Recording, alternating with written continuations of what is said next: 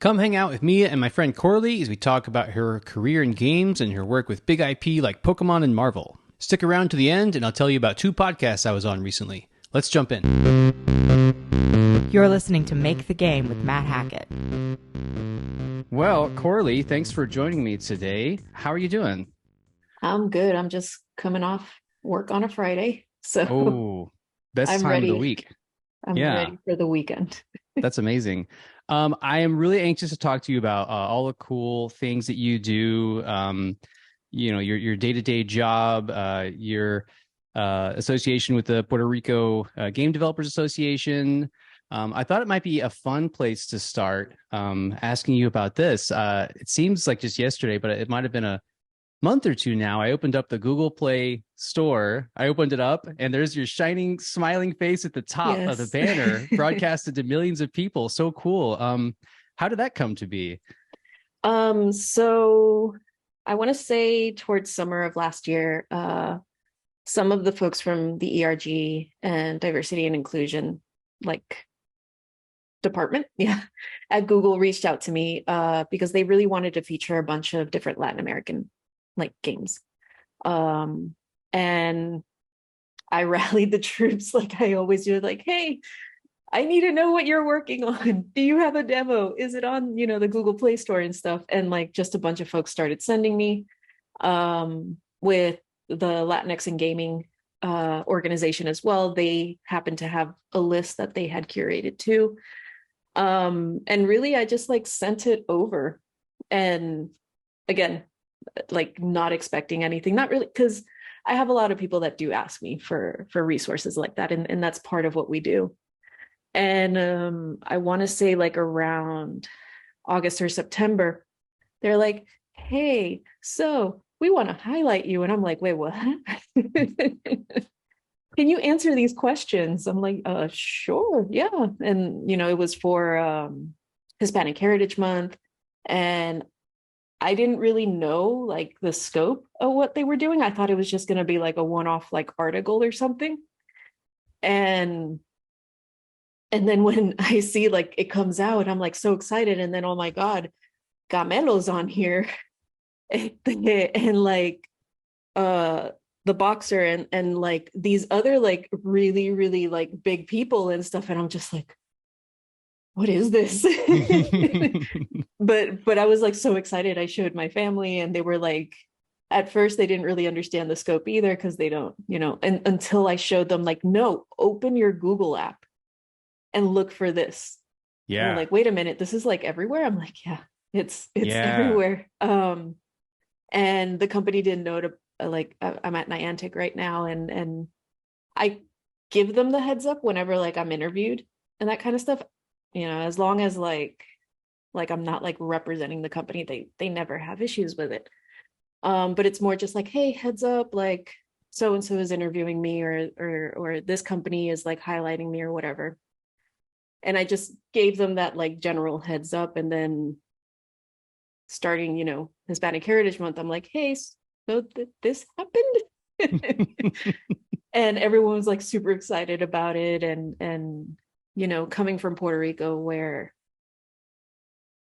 where there's not many of us in this industry, and we come from what a lot of folks consider like such a small island, seeing me and my flag there and like being able to tell my story, how I got into this, like it was special. Like it was the first time I felt like, oh my God, people see me. That's so cool. What is the game dev scene like in Puerto Rico? So it's been around, I want to say, for about 10-15 years. We do have, I think we have like 7 to 9 studios that have been established, Oh, wow. but they tend to be smaller studios. Like very indie games that they're working on, or they're generally more like working on like as outsourced talent for other Mhm. companies. We do have like a bunch of really great games that are again on the App Store or for console. There's also like a pretty good D&D scene over there. Nice. It seems to be like pretty popular. But as a whole, like, the fact is, we only have one university that does a degree in video game development. They're more focused on like art and game design, as generally speaking, not so much the programming or any of the other disciplines.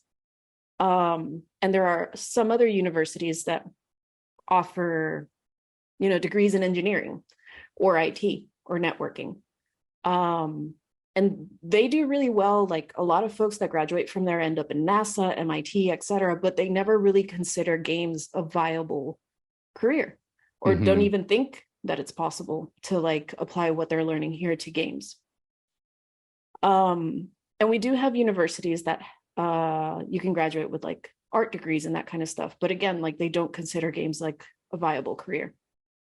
So it's, with the organization that I'm a part of, it's a lot of education that we're doing, and a lot of showing like, hey, this is really, like, career-wise, this is viable. Right. Like, you can generate revenue out of this. An industry can be established out of this. We just need the people that, like, how do you say it? Like, will believe in us, or will believe that it's possible. And Puerto Rico has a lot of investors. There's a lot of, the tech scene is pretty good over there as well. Like, there's a lot of experimentation, but again, like, games is just not the thing that they think of. They think of blockchain, they think of crypto, all of this, but it's like, no, like, there are applications outside of that. Very cool. But yeah, like, we have a community, very, very talented artists, programmers, game designers, a lot of 3D modelers and animators. But what they're running into is like, they can't stay on the island if that's what they want to do. So we do have a lot of folks leaving to the mainland or other countries. Yeah. I remember when I was a kid, I similarly didn't know that games was a viable option, right? Like, I grew up in Midwest America, where it was like viable careers were more like teacher, coal miner. There was a university, you could go be a professor or something. It was more those kinds of jobs. Very little software.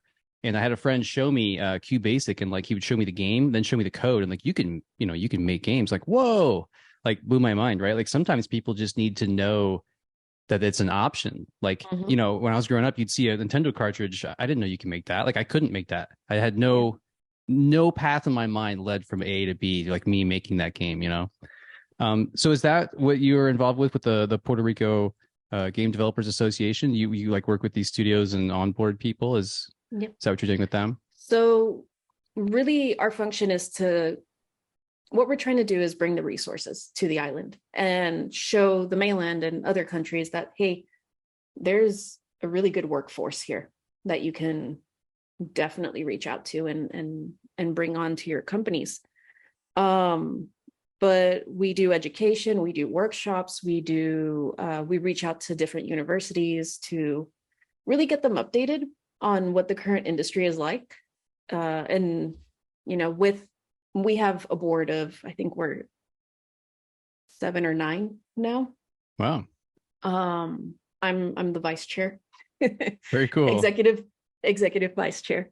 Sounds so official. Yeah, I know, right? I'm one of the folks that's like in the main based here in the US. Everyone else is kind of on the island. We just had one move to Florida, and another one sometimes is between Puerto Rico and Canada. So at least we have that like actual perspective of someone who's in the industry actually being able to say, hey, just in case there are these updates that are coming, or there's this change that's coming for our industry. This is what they're looking for now. This is what types of jobs are really, really sought after. If we can teach the students that are now learning, how to develop games, specific skill sets to what it is that they're looking for over in these companies, this is what you need to learn. This is what you need to teach them. Very cool. I think off the top of my head, one of like the biggest that I always bring up is like, hey, tech art is a thing. And everyone was like, what is that? Because I've never heard of that before. I'm like, yeah, so tech art is this. and it's really sought after. And you are unicorns within our, our industry. Everyone wants you. So if you don't know whether to decide between, like programming or art because you like both, which happens a lot in our universities, or you like VFX, but you also kind of like, digging into Unreal or Unity and just kind of playing around with stuff. Guess what? You don't have to choose. You can do both. Yeah. I think there's so And many times where someone needs that kind of guidance. Like you're so right. Like tech art is not universally known. Like your average gamer probably doesn't even really know, like, yeah, they understand FX and stuff, but they don't understand how shaders work and the complicated math would go right over their head. Right. So that's great to be able to connect to people who are interested in that stuff with like the path they didn't know was available. Yeah. I love that. And then other things we do game jams. Last year, we were able to bring some scholars to GDC, thanks to the Latin American Games Foundation. I think am I saying that right? Federation, the Latin American Games Federation, which is, a bunch of different countries across Latin America. They came together specifically like from the game development side of things, and just we help each other out. We unify, we knowledge share, we resource share, etc. That's great. So last year we were able to bring in some folks to GDC. First time ever we've been able to do something like that. We help with career fairs. And again, it all, especially with Puerto Rico. We do a yearly showcase as well. Puerto Rican talent. I can link you that one later. Yeah. So if you really want to see like what's actually existing and what's in development and with talent from the island, we work together with Yo Soy Un Gamer, and Frankie Lopez, and we just like highlight what people are doing. And it's kind of like this moment where everyone's like so excited and they want to see like the culmination of their work being shown to the entire island, because we broadcast this on one of the local channels. Oh, how cool. As well as like the internet, we live stream it and everything. And like a local TV network or like a radio network or yeah. Wow. Local TV network. It's the same. So Yo Soy Un Gamer has a segment on one of the local channels. I think I don't even remember which one it is right now. If it's not every day, it's every week. And once a year when we do the showcase, he takes that segment and just broadcasts it for the showcase. So that's cool. Everyone gets to see, like what it is that we're working on. It's pretty popular as well with like, folks that play games too, because a lot of people that play video games don't realize that we actually have a community on the island. And it's that moment where it's like, oh my God, I want to learn more about this game. I want to play it. Where can I download it? A lot of hype around it. Yeah. Oh, that's so cool. So I know that you had worked previously with my wife, Andrea, working on UX at Scopely. How would you describe what you're doing these days? So I am now at Niantic. Like I mentioned before, I've been here. My 3-year anniversary was this week. Congrats. Very Thanks. Cool. So I'm a UX designer.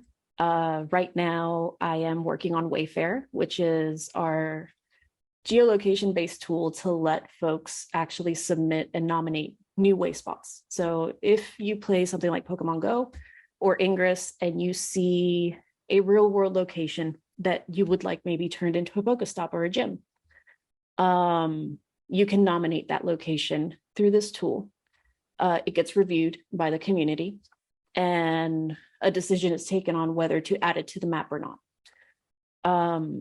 So right now we're working on an app version of this because currently it's browser based.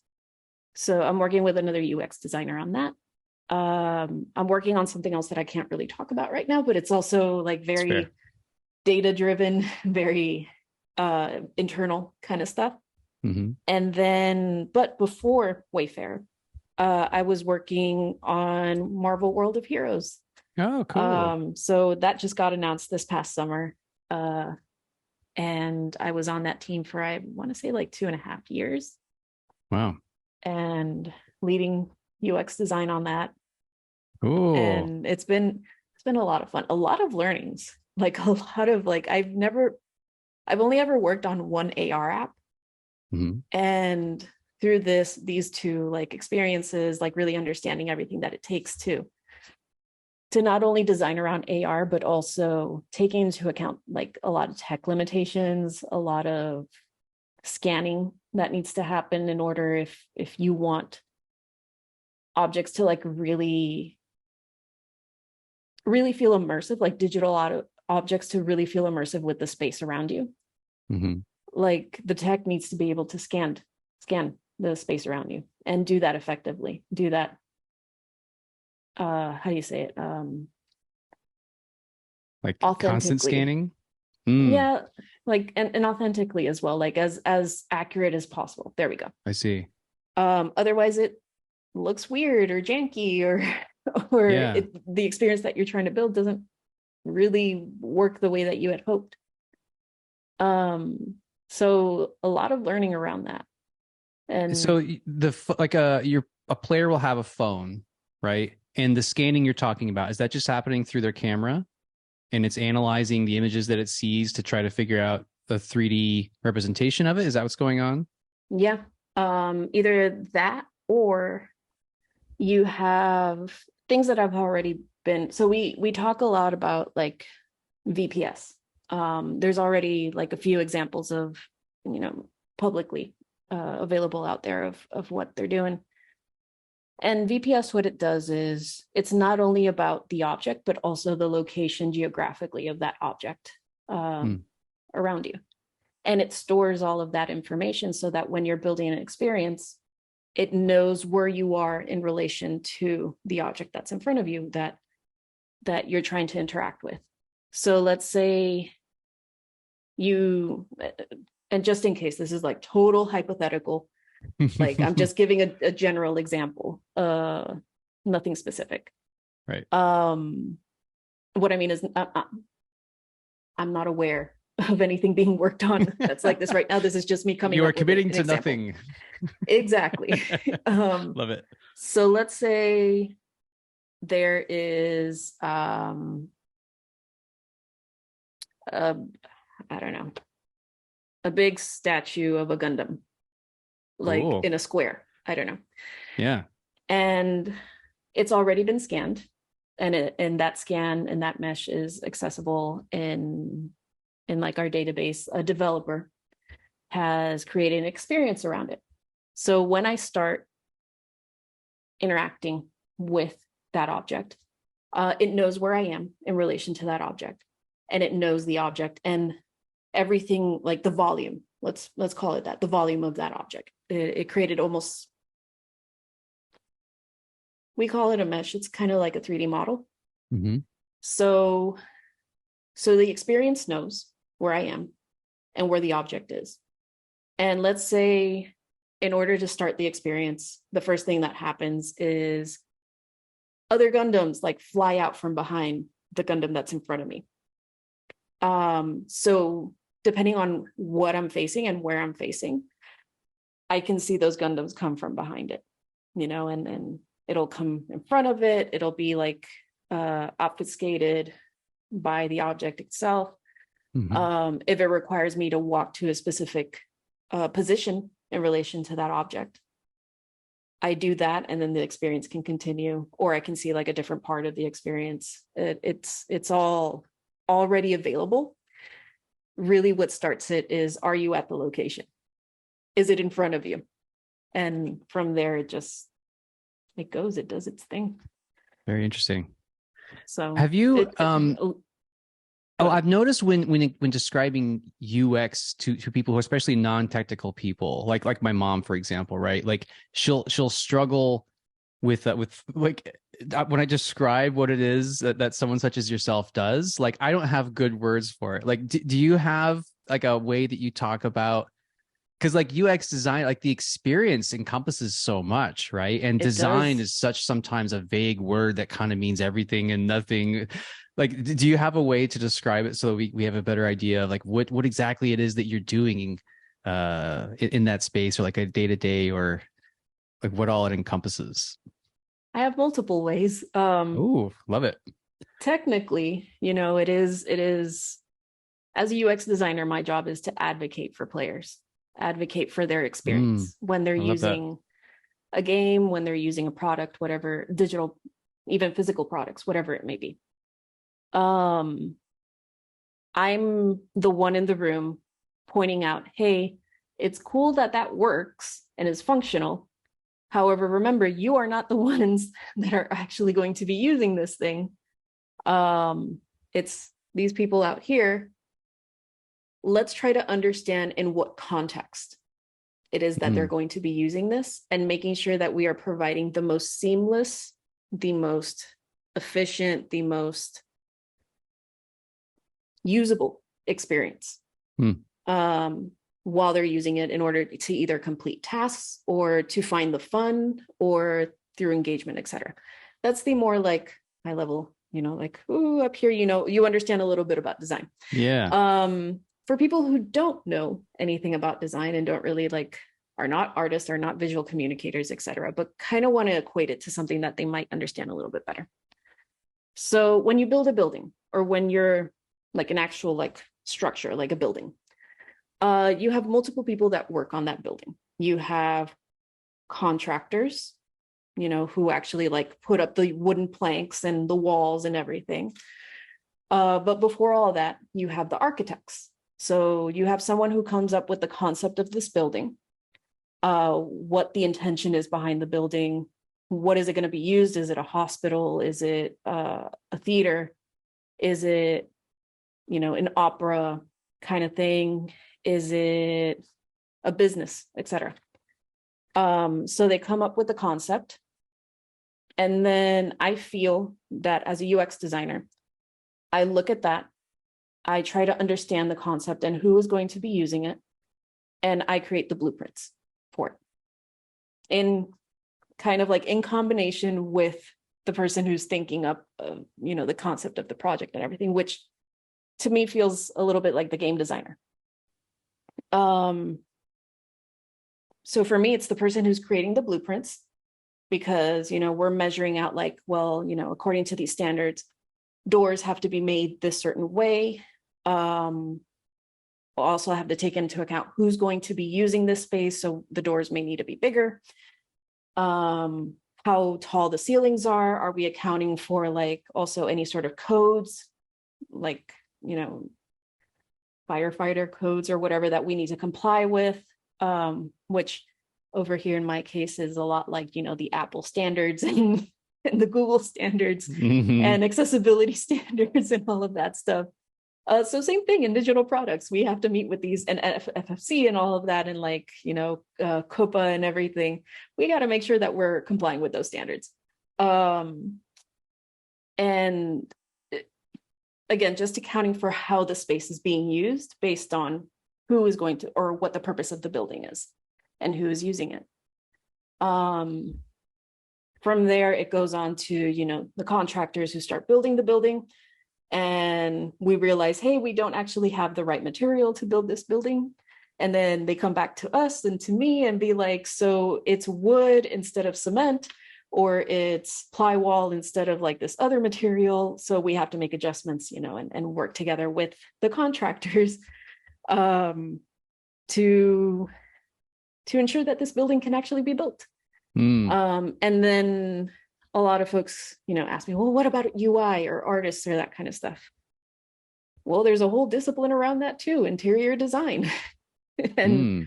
that's a whole expertise, how can you make this space livable and this space actually, again, usable for the people who are going to be in it? I love that building analogy. That really simplifies things because, I was saying earlier, UX is kind of a foreign concept to a lot of people, but everyone's pretty much everyone's been in a building at some Mhm. point, and And oftentimes more or you've been in less, a yeah, like yeah, we have a shared language. We know what stairs are. We know what doors are. We know there should be an exit. We're aware of fire protocols and max capacity and things like we don't even think about it. It's just part of living in society. I yeah, love that. I'm big on analogies. That really, what a great way to understand, help yeah. understand what you do. I know a lot of UX people, partially by just being married to my wife.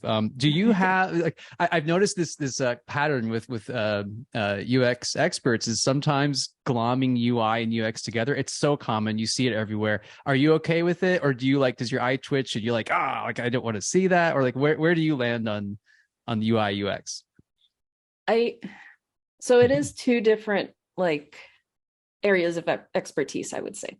Mhm. When you talk about UX, you are talking more about the general experience of it versus the what does it look like, Right. and does what it look like or match the theme of the what it is that you're building. Um, but the thing is, they're not separate either. So, like, I have to work with UI designers. Period. Like, there's no way around it. And I lean into their expertise of visual communication, like really, really good visual communication that affects or helps direct a lot of the UI, the UX side of things, the flows, how things are animated, how we are providing feedback to users depending on what actions they're taking. So it's a marriage, Mm. but I strongly feel that it shouldn't necessarily be the same person. A lot of times when I see job postings, I see someone that, we want you to do everything. We want you to do the research and the Yep. strategy and the UX and the UI and assets and implementation. And I'm just like, that is 5 people. That is a whole department. Yep. um, and there are some folks out there that are full stack, but you always see that they are way better at one thing versus another. And I feel it's almost like a disservice to that person to require so much out of them that you won't even get like the true quality out of it. Um, yeah, for me, if you can hire a UI and UX person separately, you're on the Yeah. right track and have them work very, very closely together. Yeah. But saying, one person does it all, it happens. I've been in that position many times. But it just means there's less room for us to think about what it is that we're building. And more just like, hey, make this pretty and do the mocks and just kind of Right. like a lot of throwing over the wall because there's no Right. time. There's no Yeah. time for more. Yeah. I love also the marriage analogy you used where like, the UX guides the UI, like they kind of have to hold hands and it's a Mm-hmm. partnership. They kind of depend on each other, right? Yeah. Um, I think another thing to help us understand like what you do is I'm always interested in software. Maybe it's just because I'm a software nerd, but I think there's, if you're writing code or you're working in the engine, a lot of times people know, like I think even some, common gamers know about things like Unity and stuff like that, right? Photoshop, right? Like your Mm-hmm. average, especially like artist types, they know some of the tools that people use to make games. But what's some of the software that you use as a UX designer in your day to day? And like, are there any that you love or any that you dread? Like we all have those, right? Like Yeah. tools we look forward to using and ones we don't want to use. So tools wise, software Sure. wise, we've never really gone completely far away from Adobe. Like It's Photoshop, understandable. Illustrator, Adobe XD. Oh, We XD. still use it quite often. Hmm. Nowadays, Figma is Mm-hmm. like a lot of folks are using that. We use it. I like Figma a lot. Hmm. Their prototyping capabilities are pretty solid. However, Oh, depending on the type of project that you're working on, if something that needs a little more animation, I feel, or capabilities towards really customizing what how you can animate certain things. I really liked using Proto.io on that Proto.io. side of things. Their animation capabilities let me do almost anything I wanted. Hmm. Granted, I had to create a lot of assets myself in order to, so compared to like something like Figma, where you can create pretty much any asset within Figma itself. You know, if there's a specific icon or anything like that, I could do it there.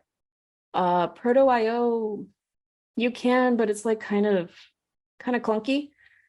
But if you already have something created, you just need it to animate a specific way within your prototype, then I feel Proto.io can do that a lot better than some of the other things I've seen out there. Interesting. Is it like a keyframe based animation, like tweening type tool? Is that Yeah, what it's doing to get that done? yeah, it feels more like that. Or it really, and it also handles like state changes really well. Oh, So you can set up state changes to function the way animation would, like a keyframes and that kind of stuff would. hmm. I felt more freedom with it on that side of things. But with everything else, like layout, setting up styles, all of that stuff, like Figma is really solid, especially if you really want to set up like a good design system and a style guide. Figma is great. Like their Interesting. components, their ability to switch between different variables within the components and that kind of stuff. It's pretty Interesting. solid. I I'll know have a to lot look of into. folks. Oh, sorry. Oh, that's all right. I'll have to look into Proto.io. I hadn't heard of that one. The way you're describing it, it kind of makes me think of another Adobe product from back in the day, that their Flash with ActionScript. I still kind of like, maybe I just don't have enough software awareness these days, but I feel like there's a whole still where like Flash was such a special thing for a long time, where it kind of bridged the gap between, yeah, you could make it to, or you could use it to make a whole game, but it was also easy enough to use to where you didn't have to spend weeks or months learning it. You could put together some animations pretty quickly, and ActionScript was pretty good, easy to learn language. Like it was a nice tool that kind of everyone on the team could at least use in some capacity or be familiar with. Yeah, it still exists. It's just not called Flash anymore. Really? Oh, It's what is it called now? Animate. Oh, just Adobe Animate? Mm-hmm. Interesting. It's same thing. I think, Just with some rebranded? updates, yeah, just rebranded.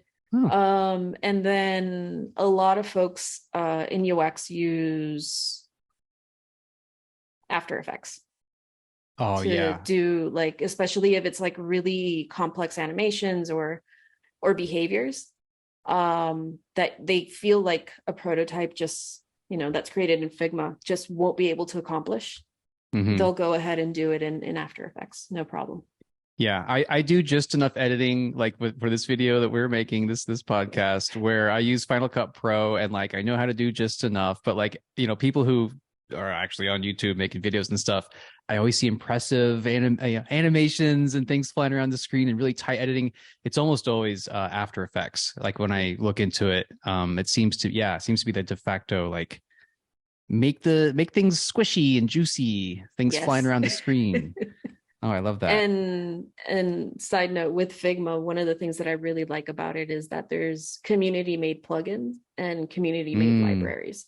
So instead of you Audible. having to look up, the same icon over and over and over on Google or something like that, or creating it over and over, you can just pull it from an existing library. Yeah, And that shareability, that almost kind of like crowdsource kind of feel to it. Like I feel like they're doing something right there. that's great. Yeah, I've found it's so important to, like, we spend so many hours and hours in these tools. Like just like, you'll be like, all day I'm just using Figma today. I've got all this work to do. And it's like, it's so important that you like that tool, or else you just feel like you're using the worst hammer in the world. It's like Yeah. you would use splinters and you keep hitting your fingers and you're like, I hate this. Yeah. So which parts of your job do you look forward to the most? And are there any where you try to minimize it because you don't like it as much? Like, have you thought about those parts of your job? So parts that I like most, in my case, I'm an incredibly collaborative UX designer, like period. Perfect. I believe in the value of leaning into expertise that is not my own. and emphasizing and really like, oh, the shining light, this is our engineer. Love that. But I also expect the same from my team. So I love doing design sessions and workshops because we are all in the same room, different disciplines, talking about this problem we're trying to tackle together, or this pain point we're trying to tackle together. So it's not just about me coming up with the perfect design, because that doesn't really exist. It is about trying to identify the most successful solution that we can provide, given what we can design or how we hope to design this, the limitations in our tech, the limitations in the hardware, and any stakeholder requirements, etc. And we all come together to kind of like align on that problem. And we come out of those sessions with a way forward together, rather than, like playing this game of telephone through Slack and like, well, so-and-so said this, or like through documentation that like someone reads a week later. It's like, no, like, let's just bang this out for, yes, it's like 3 hours long, 4 hours long, but let's just like take time. If this is really important, and I feel it is, take time to sit down, think through this problem, rather than just assuming we know what the solution is. I love doing that. It is so fun. And it really puts what UX is and does into my team's hands. And it's not always like, well, Coraly's our UX designer. Will anything UX related goes to her. It's like, no, UX is like a process, a mindset. It is from the moment the user hears about, whatever it is that you're building, to the moment they use it and decide not to use it anymore. It impacts all of it. So the entire team should adopt this mindset, not just Coraly, you do it. And right. That's it. If you really want the product to be successful. And I just, again, it's very fun for me. And it's also kind of like that teaching aspect. Like I scratched that itch. Things that I won't say like hate, but just kind of like, it's very tedious. It's very tedious. I'm in meetings a lot. Yep. That's a common complaint across all disciplines, right? Yeah, I'm in Fair. meetings a lot, and sometimes like as an individual contributor, you just kind of like want to do the work, but you also understand why you're meeting. But there are days where I'm just like in 8 hours of meetings, and that I know I'm not going to get any work done there. Not something that I hate, but something I didn't expect. I love it. I do a lot of writing. Oh, like I write specs, I write PRDs. I write a lot of documentation. I'm in Excel quite often as well. I did not expect that as a UX designer. I thought it was just all going to be like, push this box to the right spot, and layout stuff. And but no, I do like a lot of written explanations of behaviors and use cases and edge cases and all of it. Let me think what else. And then the tedious part. Sometimes you go down rabbit holes, or you go like, you tunnel vision on text and is this the right font? Let me move this up just a little bit. Let me move this down just a little bit. Oh no, the negative space is just not working for me. I have to like move this like just a little bit, maybe make this bigger. And then you see like my entire file has like 20 different variations of like the same panel. And I just don't know which one to go with. So, when that happens, I just reach out to somebody else. I'm like, hey, I'm too close to the canvas right now. I need your input because this is driving me crazy. And I'm spending too much time on it. I love your collaborative nature. Andrea's always saying a part of her job is she's kind of like at the center of this like swirl of other Yes. teams where, the programmers and the designers, like a lot of times they're not great at communicating, but it all comes down to the UX. Yeah. And so she'll have to be the one who facilitates that That communication. communication. Yeah. Yeah. Same. That's been my experience as well. Like, and it's really interesting because when you think about UX and you think about when you're playing a game, you don't think, oh, this has really great UX. It's not like, I mean, you see the menus and that kind of stuff, and you're like, oh yeah, the UI, if you know what that is. But really, like, the heroes of, a game is the art, it's the game design, the mechanics, like all these like very visual things that you forget that there are also experienced designers like on these teams. So we're kind of like these unsung heroes because we're able to make sure that everyone is aligned, engineering is aligned and game designers and everyone is talking to each other because it impacts the experience so heavily. Right. And then that's where like that misunderstanding of like what UX is goes back to like, well, it's UI UX. Because UI is visual. It's I can I can touch it, I can feel it, I can see it. Versus UX is kind of like, oh. Right. Yeah, it's like being in water. You're like the water's warm, but you're not thinking about that because you're doing something else. But like the atmosphere is excellent. Yeah. Yeah, that's a great point. And it's like hard to convey in a screenshot. You can see the UI, but like that UI might be awful to use once you start trying to actually use it. But the screenshot sure is pretty, right? And the other thing is, I'm so sorry. Oh, no, go ahead. My last point, I guess, is a lot of times when folks ask me like, well, what did you do? I'm like, well, I did this, but please understand that it was a collaborative, approach or a collaborative design thing. So there's pieces of UI, our UI designer, and things that they came forward with, and there's a little bit of like what I did and the game designer. Like it's not just mine. I can't point at one screen and be like, yeah, I did all of that. No, like it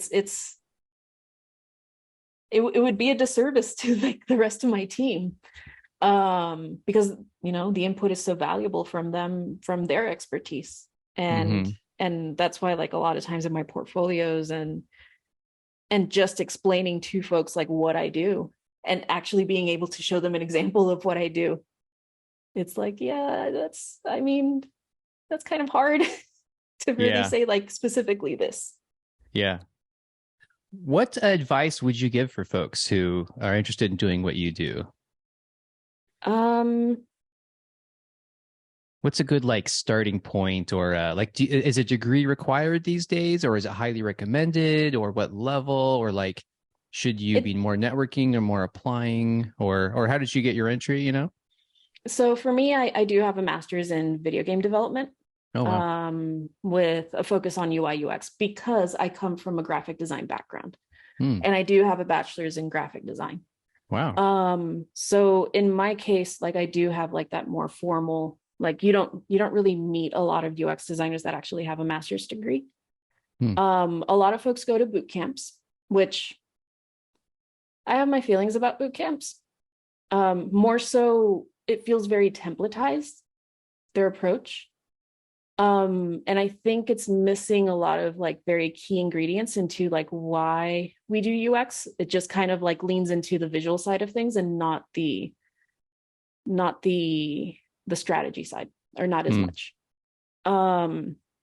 So if you do go to a boot camp, keep that in mind and try to supplement your learnings with other types of resources, or find a mentor. Because if you just lean into the boot camp, you're not going to feel like you're getting your money's worth, especially since a lot of them are like really expensive. Interesting. Yeah, I've heard that maybe not recommended, like, unfair to have a big umbrella, probably, but it sounds like in general, maybe not the path to go. No, I see. I know a lot of game designers that have become UX designers. They transition. A lot of engineers as well. Because they understand like the functional side of things. Like the person I'm working with right now, she's an engineer. She came from an engineering background. She has her degree in engineering, but she just found that she has a lot more fun, doing UX, and she has a knack for it. So I'm mentoring her up, and she's been doing like great work as a UX designer. I also previously worked with another game designer that wanted to become UX. I've met producers that became UX designers because in their projects, they ended up finding themselves kind of like writing a lot of specs themselves for the rest of the team. And because producers are already kind of like the glue between teams, they already understand like all the different, like what all the different departments are working on. So Right. they fell into it without realizing it. I don't think there's one way to be a UX designer, to be honest. A lot of folks come from other disciplines, not other disciplines, other industries. So, apps, web, health, they maybe Wow. were working on some sort of like health tech app or something. And they just didn't think about games. And then they're Right. like, oh, wait, this is like actually way more fun. Let me do this instead. Oh, that's always the path into Yeah. games. It's like a black hole. The gravity sucks people Yeah. in because it's like Andrea had worked for a consulting company, and they we're working on like dentistry stuff, which is, some people really love dentistry, but like, I think your average person probably has like a negative connotation to it because you just Yeah. picture the pain and the like, oh, I don't want to go and all that. And then you compare that to like, hey, a new Disney game. And she's like, Yes. sign me up for that. Speaking um, of which, I know people who are on the podcast and only listening won't be able to see it, but they can appreciate the words. Your wall behind you is covered with Disney. Are those all Disney pins? all of them are Disney pins, yes. Wow. The Very majority, impressive. the great majority are authentic pins. It's amazing. Some of the Ahsoka pins are fan made just because there aren't very many Ahsoka pins that are Mm. licensed. But yeah, and I have way more than this in In boxes in the attic or whatever. in the bins. Yeah, in In the the bins. bids. And every week more arrive. But yeah, like I've been doing this since, oh God, since like 2000, 2001. Just so Uh, decades. yep. Decades now. And I think Wow. the collection is very closely approaching like 2,500 individual pins. I Wow. have a lot. Very Some of impressed. them, some of them are very limited edition. So maybe I think the lowest edition size I might have, I don't think it's on here. Um, That's very cool. yeah, I think the lowest I might have is like LE 100. So like they only made 100 pins of it. Oh, wow. Um, 100 in the whole world. yep. Collector's item. Yeah. Um, Disney is such a beast now. They own everything in the world. You had mentioned earlier a Marvel project, and Yes. also you work with Pokemon Go. What has it been like with you? Because like a lot of the people I talk to, I work in indie games that no one in the world has heard of, and even a lot of people I talk to work on companies which are even medium or largish, but still, they just do not have the mind share of something like Pokemon, like a Yeah. worldwide phenomenon. Marvel never been bigger. Like what has it been like for you working with those big names? I think on the Marvel side, especially, like it's been a pretty easy, like Marvel, the team that we worked with was actually like, yeah, like we trust you, like to us. Cool. So even on the art side, maybe they were like a little more like, okay, this character can't look that way, or this character can't have, a specific item because there's guides around their characters and the Right. narrative around their Like characters. a So on brand that guide. side, yes, they are very Mm. like, make sure you follow this or don't stray too far from it. But when it comes to game design, they're like, yeah, we have a bunch of games out there, but we trust you as the developer for this to ensure that like the game design that you're doing, or the mechanics or the experience, etc., like fits with your brand and our brand. Right. So I never ran into issues or any sort of like, well, you can't do this. Never, that hasn't been my experience. Um, one of the really, really awesome things that happened this past summer when we announced the game, we were at D23, and that's when it got like announced, and just seeing that like on the screen and just being like, oh my God. And then behind me, I heard people saying, wait, Niantic?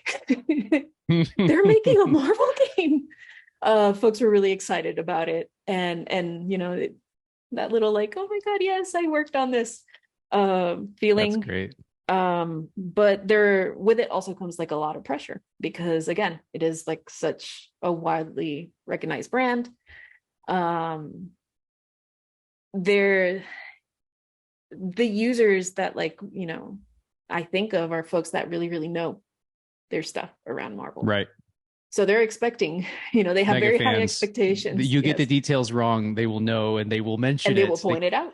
They cannot help but mention it. It's like part of they keep their nerd card if they mention it to you, right? Exactly. Like it's with me and you know, like Maleficent. Maleficent is like my favorite character, like my favorite villain, and Alice in Wonderland. And if one of these pins looks just a little off, I notice it. And then I question even myself, like, do I really want that pin? Because her face is not the right color. It's not like the right perspective. It doesn't look like her. So it's kind of the same with this, you know, right, this game, where you have to make sure, like, okay, like, is this what they're expecting from a game like this? Yeah, you do that yourself with your own things, and that way you know that your players are doing that with your games. So if you get something wrong, they will they'll point it out. I love that. That's such a different world than where I come from, because like I was just reading some advice about making trailers for indie games, and they're like, cut your name, cut your title, just go directly to gameplay, because no one's heard of you, no one knows what it is. You just need to excite them immediately with like action happening. Versus some of the IPs you work with, it's like you should like show cinematics. Marvel. Yeah, like begin with Marvel and then go from there, right? Like the opposite of what I'm doing. If it makes you feel any better, kind of going back to like the guidelines, especially for mobile. So developing for mobile, very different process wise from developing for console. Where console, or at least a lot of AAA games, they have like a more waterfall style of development. We are very agile. So we run through sprints, and usually our sprints are 2 weeks, and we have to finish something in 2 weeks, you know, so it's very quick.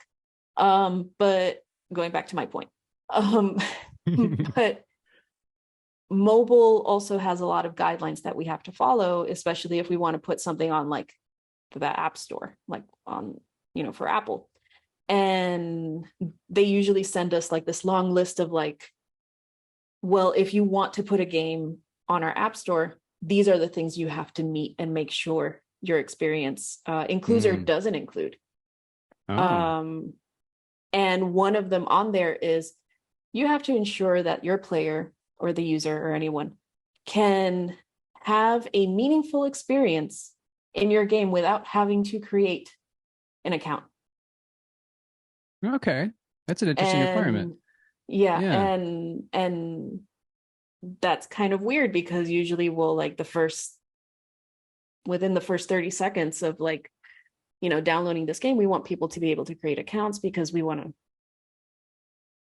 do things. Attention and whatnot, right? Exactly. Yeah. We want to measure like how well the game is doing or how well certain features are doing. But the only way we can really do that is if folks create an account somehow or link the account to somewhere. Yeah. So we can't measure then those first 30 seconds or the FATUI, you know, the tutorials or anything like that, because this requirement is now telling us like, hey, so yeah, you need to let them download and immediately experience your game without setting any limits. And you're just like, oh my God, how do I do that?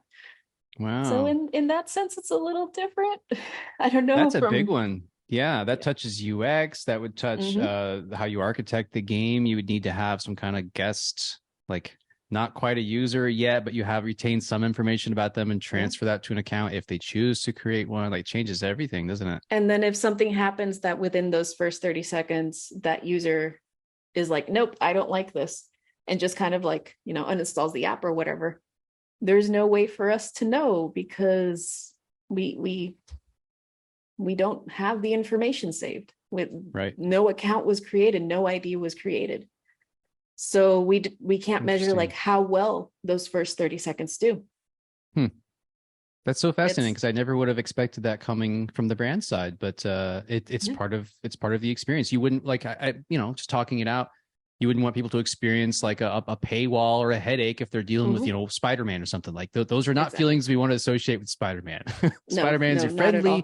friendly, accessible neighborhood Spider-Man. And you want to be able to use Spider-Man Exactly. Yeah. or anything like that. And just in case, like this isn't I guess a point of clarification. All game and tech companies do this. This is not specific to any place that I've worked at. Sure. Yeah. Like it's not, I'm not revealing any sort of like special secrets or anything like that at all. My hands are clean.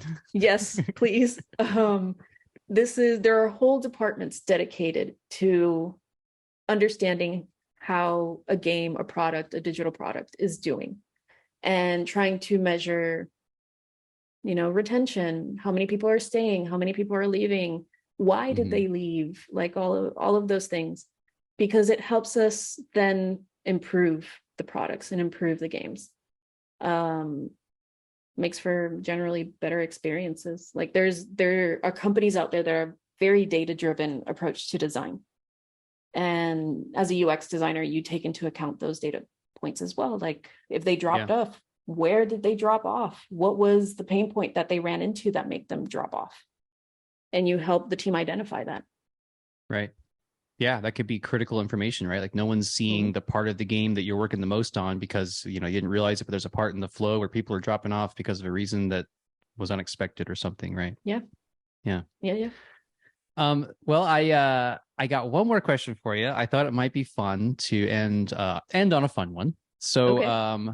how about some of your favorite games? If you want, you could like put yourself in the headspace of like, it just snowed and you're in a cabin and you have electricity, but you can't go anywhere for 3 weeks and you've got, your three staple games. This is kind of a pitch, but you could do it however you want. So I mean, favorite game ever. I've talked about this quite a lot and why. Really? And I think I even did like a whole breakdown and everything. Oh, okay, but I'll link to that if that's online somewhere. I'll put all this stuff in the show notes. I'll find it. So Great. I love Journey. Oh, cool. Like for me, experiential games, in the sense of like, there is no UI. There is the narrative is very loose and open to interpretation. It is just me and my feelings. I really like games like that. Sky, which is its successor, touches on a lot of those things. Obviously, there's a lot more UI and a lot more features and things you can do in the game, but the things that made Journey, you can definitely see it in Sky, and it translates. And they went beyond that. Now you connect with others, and there's different ways that you can connect with others. So I would definitely replay Journey if I was in that cabin. Sky. And then I also really like twitchy games or beat 'em ups. I like button mashing. I like, yes, no strategy here. no blocks or parries, only just hit the A button button quickly. Yes. Hit button, number go high. So Bayonetta. Cool. I'm replaying the second one right now, so because I want to play the third. But time, adulting doesn't really allow me dedicated time for it. Those games are always so long too. All AAA games, they're like 40 hours of gameplay, and you're like, I just want to get it done. But I love it though. Like I love the Bayonetta series. So definitely that, and Hades. I would definitely want to finish it, because not replay it, but like finish it. And then games that are way more chill, but also strategy focused. So Wingspan is a board game that they created, a digital version for on Steam and Switch, I think. Hmm. It is an engine, it's like an engine creator, with a bird theme around it, a bird casing Wow. around it. That's so interesting. You're just, you're given this random deck. You don't even deck build at all. You are given these random cards, and the cards themselves build upon each other, to kind of like operate almost like, if you love systems, you will love Wingspan. I do love systems. Yes. And then Magic the Gathering, because yes.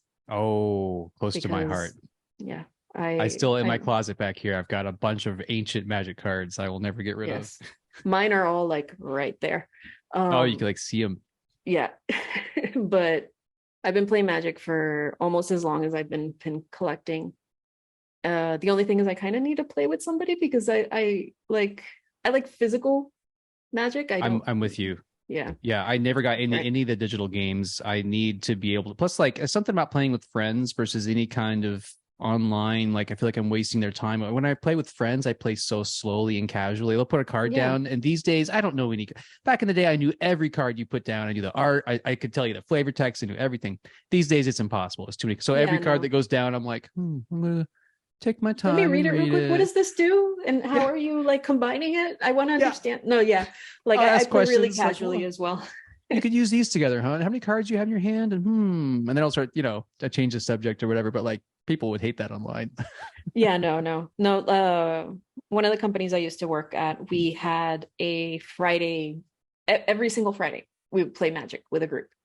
At the company, like we would drink beers, order some food, and just play Magic for like 3 hours straight, into the evening. And I really miss that, because we had like a really good mix of people. Like some folks were very, very new to Magic, so we were teaching them. Others have competed, like, and actually won competitions, tournaments and stuff.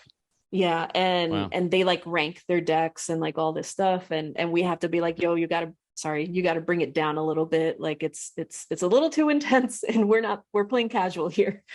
And then others that are really more about teaching or just super relaxed, like, hey, can I like redo this because I actually did it in the wrong? Yeah, go for it. Don't worry about it. Like, yeah, like it's just good times, good vibes. That's it. Totally get that. Yeah, I play pretty loose with my friends, where we'll be like, just keep shuffling until your first hand you're happy with. Exactly. Like that's our. Over the years, it got more and more loose. It used to be pretty like, oh, well, you get one reshuffle. These days, I'm like, if you don't like your first hand, you might have a miserable game. You might get no land. Like that just happens, right? So like, if you like your first hand, I like my first hand. We're gonna have a great game. Yeah. Casual and friendly. Well, this has been great. This has been educational. We are learning about UX. And I will put a link to all of your great stuff in the show notes. And everybody can find that stuff. And yeah, thanks so much for joining us today. Yeah, thank you. Thank you for having me.